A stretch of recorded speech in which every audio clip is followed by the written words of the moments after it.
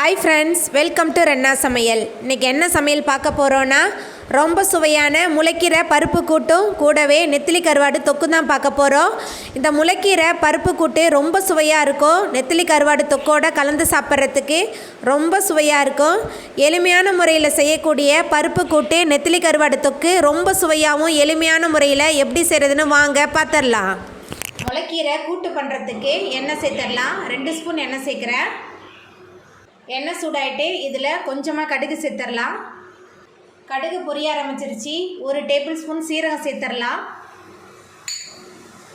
கூடவே 3 காஞ்ச மிளகாய் கிள்ளி சேர்த்துக்கலாம். அதுக்கப்புறமா பாதி தக்காளி பழம், 10 சின்ன வெங்காயம் பொடியாக நறுக்கி வச்சுருக்கேன். சின்ன வெங்காயம் எல்லாத்தையும் சேர்த்துட்டு நல்லா வதக்கிடலாம். காஞ்ச மிளகாய் கூட பச்சை மிளகாய் கூட சேர்த்து செய்யலாம். நான் இன்றைக்கி காஞ்ச மிளகாய் மட்டும்தான் சேர்க்குறேன். காரம் காஞ்ச மிளகாய் காரம் மட்டும்தான்.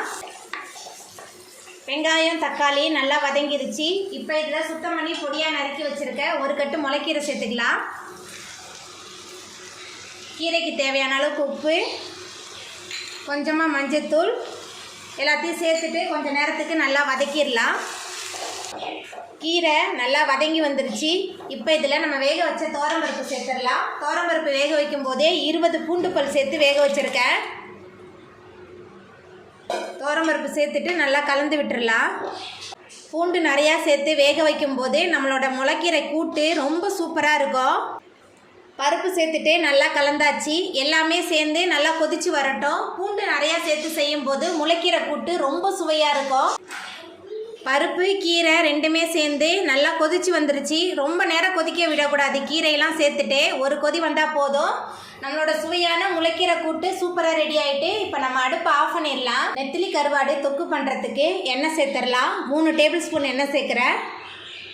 எண்ணெய் சூடாயிட்டு பொடியாக நறுக்கின 20 சின்ன வெங்காயம் சேர்த்துக்கலாம்.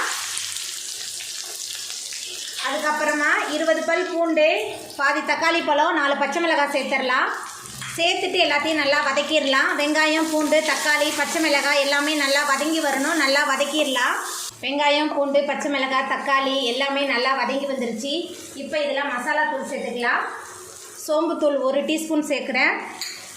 குழம்பு மிளகாய் தூள் 2 டேபிள் ஸ்பூன், மஞ்சத்தூள், உப்பு கொஞ்சமாக தான் சேர்க்குறேன். ஏன்னா கருவாட்டிலே உப்பு இருக்கும், அதனால் கொஞ்சமாக தான் சேர்க்குறேன். சேர்த்துட்டு கொஞ்சம் நேரத்துக்கு இந்த எண்ணெயில் நல்லா வதக்கிடலாம். மசாலா தூள் சேர்த்துட்டு நல்லா வதக்கியாச்சு. இப்போ இதில் நம்ம சுத்தம் பண்ணி வச்சுருக்கிற நெத்திலி கருவாடு சேர்த்துடலாம். நெத்திலி கருவாடு சேர்த்துட்டு மறுபடியும் கொஞ்சம் நேரத்துக்கு நல்லா வதக்கிடலாம். மசாலா தூள்லாம் கருவாடோடு சேர்ந்து நல்லா கலந்து வதங்கணும். நல்லா வதக்கிடலாம். இப்போ இதில் தண்ணி சேர்த்துக்கலாம். தண்ணி சேர்த்துட்டு நல்லா கலந்து விட்டுடலாம். தண்ணி சேர்த்துட்டு நல்லா கலந்தாச்சு. கருவாடு நல்லா வெந்து எண்ணெய் பிரிஞ்சு வரட்டும். கருவாடு நல்லா வெந்து எண்ணெயெல்லாம் பிரிஞ்சு வந்துருச்சு. நம்மளோட சுவையான நெத்திலி கருவாடு தொக்கு சூப்பராக ரெடி ஆகிட்டு கலந்து விட்டுட்டு நம்ம அடுப்பை ஆஃப் பண்ணிடலாம். அவ்வளோதாங்க, ரொம்ப சுவையான முளைக்கீரை பருப்பு கூட்டு நெத்திலி கருவாடு தொக்கு சூப்பராக ரெடி ஆகிட்டு எளிமையான முறையில் செய்யக்கூடிய இந்த முளைக்கீரை பருப்பு கூட்டு நெத்திலி கருவாடு தொக்கை நீங்களும் உங்கள் வீட்டில் செஞ்சு பாருங்கள். இந்த வீடியோ உங்களுக்கு பிடிச்சிருந்தா லைக் பண்ணுங்கள், ஷேர் பண்ணுங்கள், கமெண்ட் பண்ணுங்கள், சப்ஸ்கிரைப் பண்ணுங்கள். அப்படியே பக்கத்தில் உள்ள பெல் பட்டனையும் கிளிக் பண்ணிடுங்க. நன்றி.